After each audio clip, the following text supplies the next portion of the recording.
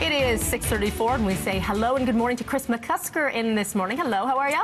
I'm good. How are you? Doing well. Last day 2019, which of course means the last day of trading on the markets. How are we looking?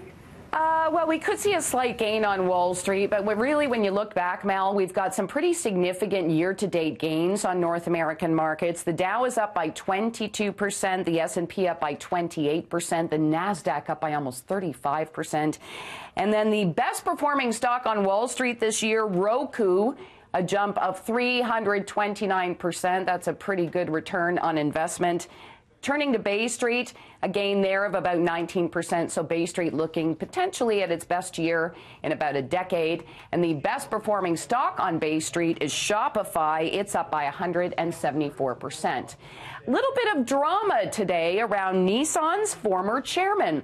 Carlos Ghosn says he is not fleeing justice, but instead left Japan to avoid injustice and political persecution over financial misconduct allegations during his tenure leading the automaker.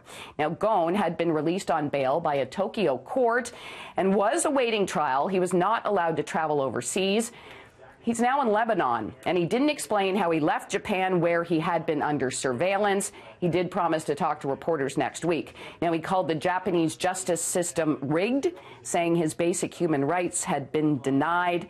Ghosn is of Lebanese origin, but he holds French, Lebanese, and Brazilian passports. Now, he was arrested back in November of 2018, and he was slated to go on trial in April of next year. And EI premiums are going down starting tomorrow, and this is for both people and employers. The premiums are going down.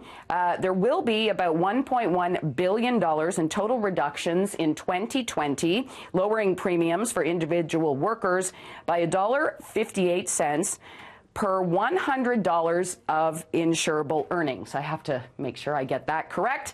Employers will pay $2.21 per $100 of their workers' insurable earnings. Now, Employment and Social Development Canada, which administers this program, says that's a decrease of roughly 4 cents per $100 for workers and 6 cents for employers. So we're going to be paying a little bit less in EI premiums starting tomorrow, although we've already heard that things like groceries and whatnot are going to cost us more starting in 2020. So it all balances out, let's hope. There are a lot of changes, yes, Chris. And yes. before we say goodbye to you, any New Year's resolutions for you?